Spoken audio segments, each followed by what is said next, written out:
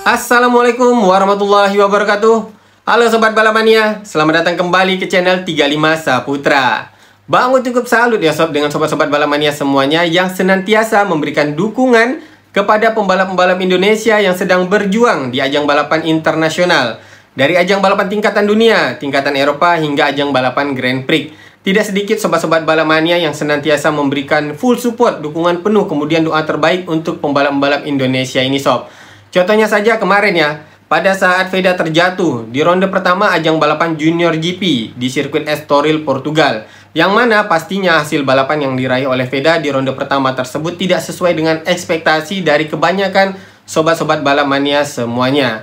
Jadi Bang Ut berpikir ketika Veda tidak berhasil menyelesaikan balapan di ronde pertama kemarin di Estoril, Portugal, yang mana ekspektasinya mungkin sobat-sobat Balapmania mengira Veda itu akan finish di posisi 10 besar, 5 besar, atau bahkan meraih podium di Estoril, Portugal kemarin. Tetapi ternyata keberuntungan belum berpihak kepada Veda, sebab Veda harus menjalani hukuman nolak penalti dan kemudian akhirnya Veda terjatuh yang menyebabkan kaki kanan Veda cedera ya Sob. Jadi kemarin itu Veda mengalami high side di sirkuit Estoril, Portugal di ronde pertamanya, yang pada akhirnya menyebabkan Veda terjatuh dan kakinya itu sepertinya itu analisa dari dan juga pantauan dari Bang Ut itu Veda ditabrak oleh pembalap di belakangnya yang akhirnya menyebabkan kaki kanan Veda cedera, dan dari diagnosanya kaki kanan Veda itu mengalami retak di bagian tulang fibulanya.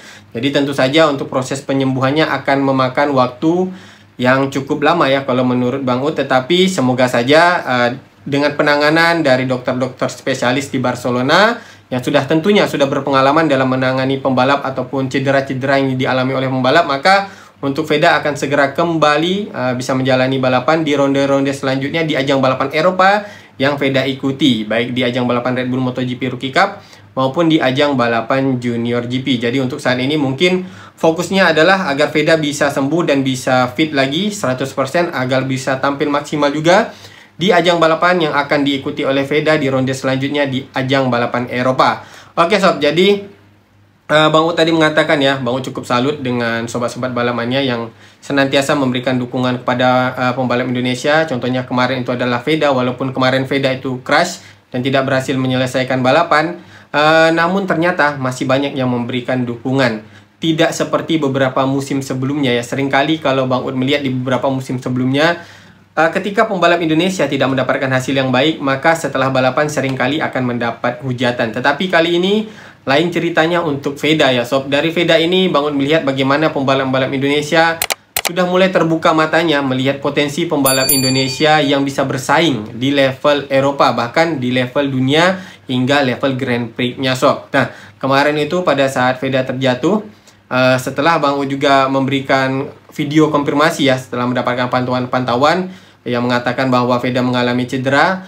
Awalnya Bang Ut berpikir akan mendapatkan hujatan ini Veda karena hasilnya tidak sesuai ekspektasi. Mungkin komen-komen dari netizen ini akan sedikit barbar ya. Tetapi ternyata kebanyakan komennya itu memberikan dukungan, memberikan support kepada Veda agar bisa lekas sembuh dan bisa menjalani balapan selanjutnya dengan lebih maksimal. Jadi disinilah kenapa Bang Ut mengatakan Bang Ut sangat salut dengan kebanyakan dari sobat-sobat Balapmania semuanya yang sudah mulai terbuka matanya ya Sob untuk bisa mendukung pembalap Indonesia yang kalau kita nilai mereka ini ketika balapan di tingkatan Eropa resikonya tentu saja cukup besar. Mereka harus bisa mengalahkan pembalap-pembalap yang levelnya ini jauh lebih tinggi dari pembalap Indonesia. Tetapi pembalap Indonesia step by step sudah mulai menunjukkan potensi bahwa 11-12 mereka memiliki skill dengan pembalap-pembalap di kelas Eropa. Nah tentunya dengan jam terbang ini akhirnya nantinya untuk pembalap-pembalap Indonesia selanjutnya akan bisa lebih bertaji lagi di ajang balapan Eropa, bahkan hingga ke tingkatan Grand Prix-nya Sob. Amin. Nah itulah yang Bang Ut inginkan nih juga ya dari sobat-sobat Balapmania semuanya. Kita memberikan dukungan penuh dan juga doa terbaik kepada pembalap Indonesia yang memang memiliki potensi ataupun yang sedang berusaha mencari potensinya di ajang balapan tingkatan Eropa. Sebab mereka ini sampai ke ajang balapan Eropa bukan tanpa alasan ya Sob, tetapi karena mereka ini memang sudah dinilai layak untuk sampai ke ajang balapan tersebut. Namun terlepas dari banyaknya dukungan untuk dari sobat-sobat Balapmania ya untuk Veda kemarin, ternyata masih ada juga yang nyinyir terhadap Veda. Nah inilah yang agak sedikit Bang Ut sayangkan ya Sob. Sebab Kalau misalnya untuk sobat-sobat balap mania yang sudah tahu bagaimana perjuangan dari Veda, pasti sudah mengerti bahwa kemarin di ronde pertama Veda melakukannya bukanlah dengan disengaja, tetapi karena ingin mendapatkan hasil yang maksimal dan juga bukan tanpa perhitungan ya sob. Tetapi memang karena pada saat itu kondisi treknya juga sangat tidak kondusif atau tricky, karena pada saat balapan ronde pertama di ajang balapan Junior GP, di kelas Junior GP-nya ya, itu balapannya itu di dalam keadaan trek yang mix, sedikit basah dan juga sedikit kering. Nah, akhirnya pada saat itu karena Veda harus menjalani hukuman long lap penalti, maka Veda mengambil resiko untuk tampil all out, tampil semaksimal mungkin agar bisa langsung berada di rombongan terdepan. Namun sayangnya di lap ke-8 Veda harus kehilangan grip ban belakangnya, yang mungkin saja pada saat itu Veda itu high side-nya di bagian trek yang agak sedikit basah ya, sehingga Veda mengalami high side yang diakibatkan tentunya overpower. Biasanya ini karena overpower ketika ingin keluar dari tikungan ya sob, ataupun ketika ingin masuk dari tikungan, dia ini terlalu overpower sehingga ban belakangnya kehilangan grip dan akhirnya membuat Veda terlempar dari motornya. Nah, kemarin itu ternyata ada yang nyinyir kalau pada saat Veda terjatuh dan nantinya ketika Veda sudah sembuh kembali, maka Veda tidak akan bisa tampil 100% seperti sebelumnya. Nah, ini Bang Ud agak sedikit lucu ya sob. Kalau sobat-sobat balap mania yang sudah tahu pasti mengerti, Veda ini balapannya bukan baru-baru ini ya sob, tetapi Veda balapan itu semenjak dari balapan nasional, kemudian balapan Asia, dan akhirnya diorbitkan ke ajang balapan Eropa. Sudah berapa banyak balapan yang dijalani oleh Veda. Jadi tidak mungkin selama balapan itu Veda tidak pernah terjatuh. Jadi kalau misalnya Veda terjatuh nih, artinya setelah bangun, setelah sembuh, ataupun ketika Veda terjatuh dan mengalami cedera setelah sembuh, maka Veda tidak akan bisa tampil 100% lagi, tidak akan bisa tampil maksimal. Padahal ini kalau yang tahu sejarahnya ya sob, di tahun 2022 di ajang balapan Asia Talent Cup, ketika Veda menjadi pembalap rookie di ajang balapan Asia Talent Cup tersebut ya sob, Veda sempat terjatuh yang akhirnya menyebabkan tangan kanan Veda cedera ya. Kalau tidak salah Bang Ud itu entah patah ataupun keselio. Kalau keselio tidak mungkin, sepertinya ada sedikit patah ataupun retakan ya pada saat itu. Bang Ud lupa ya sob. Tapi memang pada saat itu cedera Veda agak lumayan parah juga ya, dimana tangan kanannya itu harus di gips, tangan kanan atau tangan kiri. Ini Bang Ud jadi agak lupa, tolong diingatkan ya, di komen, bisa di komen. Nah, jadi pada saat itu ketika di tahun 2022 tersebut, setelah Veda sembuh, malahan Veda tampil lebih beringas sob, yang akhirnya di akhir klasmen Veda menempati posisi ketiga. Dan selanjutnya di tahun 2023 malahan Veda langsung mendominasi ajang balapan Asia Talent Cup dengan meraih overall champion di Asia Talent Cup tahun 2023. Nah, jadi agak sedikit tidak, kalau menurut Bang Ud ya, agak sedikit tidak mungkin jika misalnya ketika Veda sembuh nanti malahan Veda mentalnya akan down. Sebab motivasi Veda kalau menurut Bang Ud masih tinggi. Veda masih banyak yang ingin dikejar, yaitu ingin sampai ke ajang balapan Grand Prix. Beda cerita pembalap yang sudah memiliki banyak gelar dan mengalami cedera, memang biasanya pembalap tersebut akan down, akan lebih memikirkan bagaimana ke depannya. Tetapi kalau untuk kasus Veda, kalau menurut Bang Ud, dengan motivasi yang masih sangat tinggi, agak sedikit tidak wajar jika mengatakan, nah nanti ketika sembuh Veda malah akan tampil tidak 100% ataupun tidak seperti sebelumnya ya sob. Nah, ini yang agak mungkin tanda kutip bagi Bang Ud. Sebab kalau menurut Bang Ud secara pribadi, malahan nanti Veda akan tampil lebih baik lagi ketika Veda sudah sembuh dan bisa menjalani balapan di ronde selanjutnya. Oke sob, terlepas dari itu semua, ini Bang Ud akan membacakan sedikit ya data mengenai ronde pertama kemarin di Junior GP, yang mana Bang Ud bisa mengatakan di ronde pertama kemarin Veda adalah menjadi pembalap Honda terkencang, bahkan mungkin bisa dikatakan sebagai pembalap Honda terbaik di ronde pertama kemarin di Junior GP-nya sob. Bahkan bukan hanya pembalap Honda ya sob, tetapi kemarin Veda menjadi pembalap terkencang di antara semua pembalap di ronde pertama ajang balapan Junior GP. Jadi Veda dengan Hondanya bisa mengalahkan KTM di ajang balapan Junior GP kemarin sebelum Veda terjatuh, yang artinya Veda menjadi pembalap terkencangnya. Nah, untuk lebih jelasnya mari kita lihat datanya ya sob. Kalau tidak melihat datanya mungkin sobat-sobat balap mania ini tidak akan percaya. Mania nih, sobat mania. Sebab agak keberibet ini Bang Udnya ya. Oke. Jadi langsung Bang Ud bacakan saja ya untuk hasil kemarin. Sebentar ya sob. Jadi kemarin itu pertama kita melihat dari best top speednya dulu. Kenapa di sini Bang Ud mengatakan Veda kemarin menjadi pembalap Honda terkencang, bahkan menjadi pembalap terkencang di seluruh eventnya, di seluruh sesinya ya, di ronde pertama ajang balapan Junior GP di Estoril Portugal kemarin. Karena dari catatan top speed yang diraih oleh semua pembalap, dari pembalap Honda dan juga KTM ya sob, ditotalkan semuanya baik di semua sesi, Veda menjadi pembalap terkencangnya sob.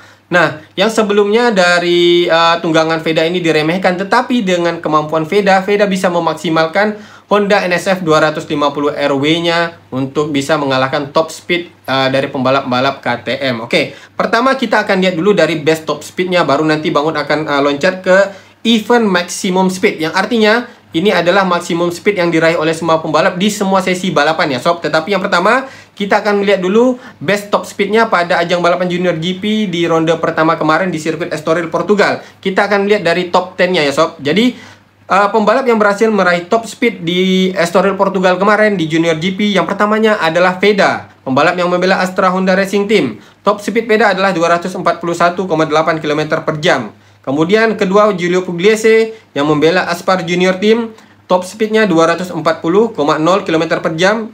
Kemudian ketiganya adalah Brian Uriarte, pembalap yang membela UAX 72 Artbox yang mencapai top speed 240,0 km per jam.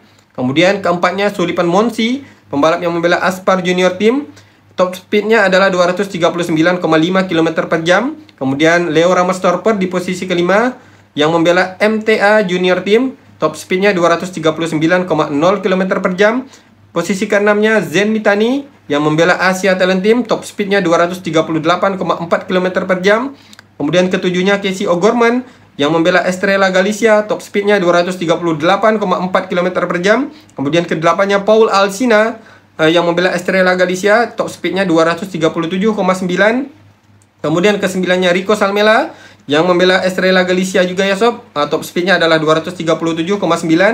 Dan di top speed posisi ke-10-nya adalah Enzo Belen yang membela CIP Green Power Junior Team dengan catatan top speednya 237,9 km per jam. Nah, jadi dari best top speed untuk ajang balapan Junior GP di Estoril, Portugal kemarin, Veda yang berhasil meraihnya sob. Veda yang berhasil menjadi pembalap terkencangnya dengan top speed yang diraih oleh Veda itu adalah 241,8 km per jam. Selanjutnya kita akan melihat event maximum speednya. Nah, ini maksudnya dari semua sesi balapan di Junior GP kemarin, dari sesi latihan bebas, kualifikasi dan juga race-nya, kita akan melihat di mana maximum speed semua pembalap ini. Siapakah yang berhasil mencapai maximum speednya dan di sesi yang mana dia meraihnya. Oke, jadi yang pertama kita akan melihat pembalap yang berhasil meraih event maximum speed di posisi pertama adalah Veda Ega Pratama, pembalap yang menggunakan Honda NSF 250 RW.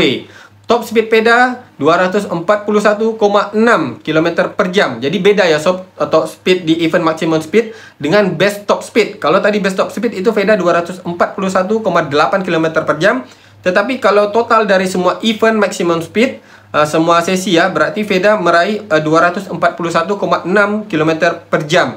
Dan ini diraih Veda pada saat race, pada saat balapannya sob, di lap ketiga. Selanjutnya, di posisi kedua ada Brian Uriarte, pembalap yang menggunakan KTM RC 250 GP dengan top speednya 240,5 km per jam yang diraih Brian Uriarte pada saat sesi free practice ke-1 di lap ke-13. Di posisi ketiganya Giulio Pugliese yang menggunakan CF Moto dengan top speednya 240,0 km per jam yang diraihnya pada saat race di lap keempat. Di posisi keempatnya ada Sullivan Monsi yang menggunakan CF Moto dengan top speednya 239,5 yang diraih pada saat sesi free practice kedua di lap ke-7. Kemudian di posisi kelima Leo Ramstorfer yang menggunakan KTM dengan top speed 239,0 km per jam yang diraih pada saat race di lap ke-14. Posisi keenamnya Zen Mitani yang menggunakan Honda dengan top speednya 238,4 km per jam yang diraih pada saat race di lap keempat. Kemudian di posisi 7 Casey O'Gorman yang menggunakan Honda yang meraih top speed 238,4 km per jam yang diraih pada saat race di lap ketiga. Kemudian posisi 8-nya ada Hakim Danis yang menggunakan KTM, top speednya 237,9 yang diraih pada saat sesi pre-practice ke-1 di lap keempat. Di posisi ke-9-nya Paul Alsina yang menggunakan Honda dengan top speednya 237,9 km per jam yang diraih pada saat race di lap ketiga.